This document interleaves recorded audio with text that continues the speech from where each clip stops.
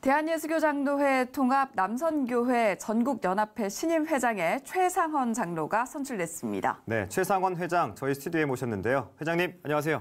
네, 안녕하세요. 어서 오세요. 먼저 회장으로 이번에 선출되셨는데 축하드립니다. 감사합니다. 네, 주변에서 많은 축하를 받으셨을 것 같은데 기분이 어떠신가요? 네, 아주 무거운 책임감으로 기도하면서 지금 준비를 하고 있습니다.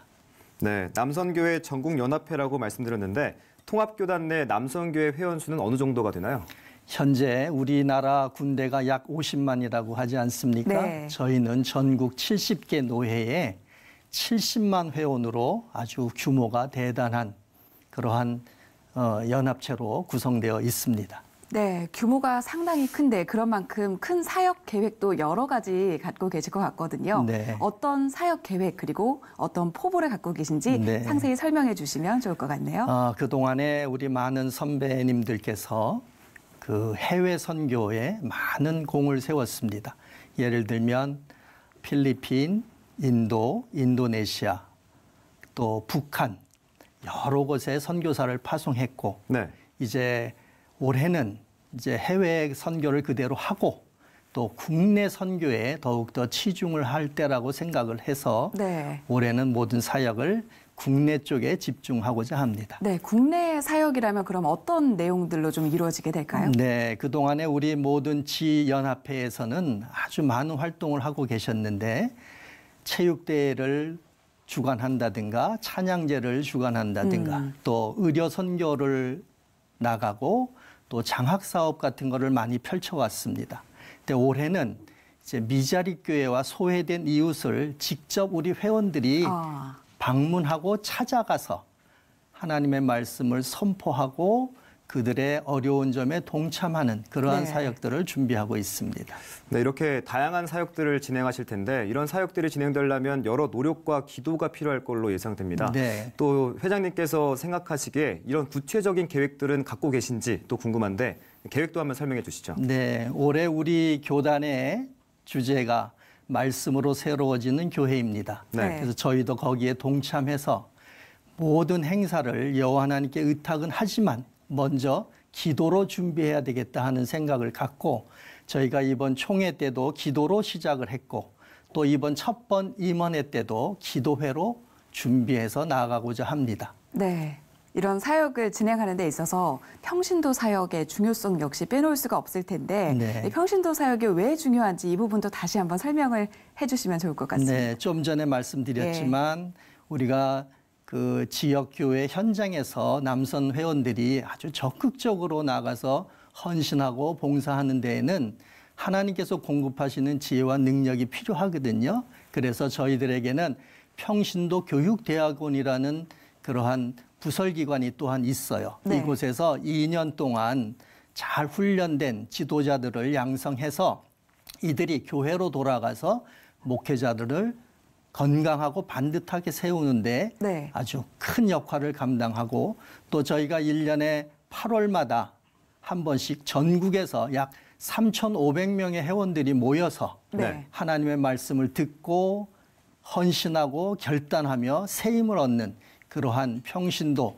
전국대회를 또한 하고 있습니다.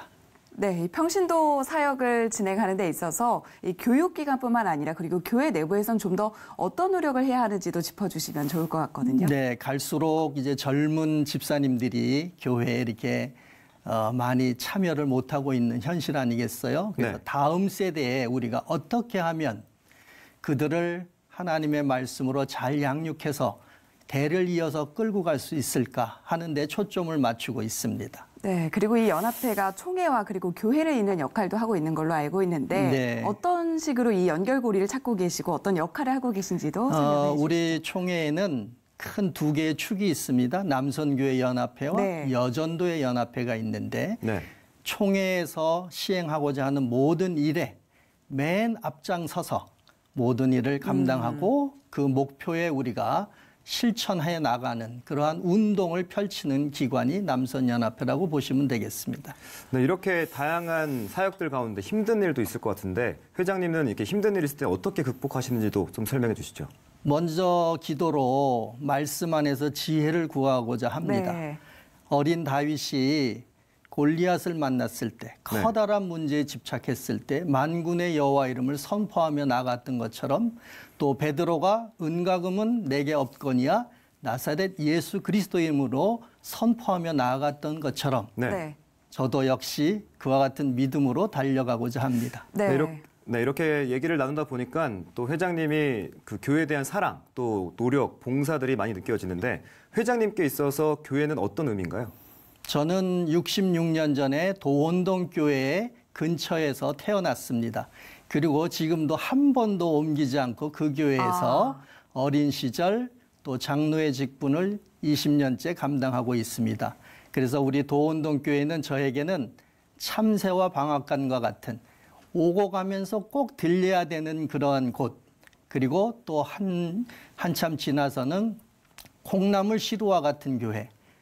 나도 모르는 사이에 매번 교회를 빠지지 않고 나가다 보니까 네. 콩나물이 자랐던 것처럼 네. 나의 믿음이 자랐고 이제 나이가 든 지금에는 하나님과 대면하는 장소, 늘 먼저 하나님께 음성을 듣는 그와 같은 장소가 나의 교회, 도원동 교회라고 생각합니다. 네, 오랫동안 이렇게 믿음 생활을 하시면서 한국교회 역사를 쭉 함께 이어오셨는데 그 교회, 한국교회 요즘 그런 현실들을 보면서 느끼시는 점들도 많으실 것 같거든요. 네. 요즘 한국교회를 어떻게 좀 지켜보고 계시는지 궁금합니다. 지금 다들 걱정하시죠. 네. 우리 교회가 과거 10년 전까지만 해도 부흥의 역사를 계속 이뤄왔는데 이제 10년 후부터 지금 내리막길을 걷고 또 커다란 풍랑을 맞은 것처럼 난파선과 같은 침몰하는 그러한 교세가 아닌가라고 생각을 해서 이럴 때 우리가 무엇을 먼저 해야 될까를 생각해 봤을 때는 네.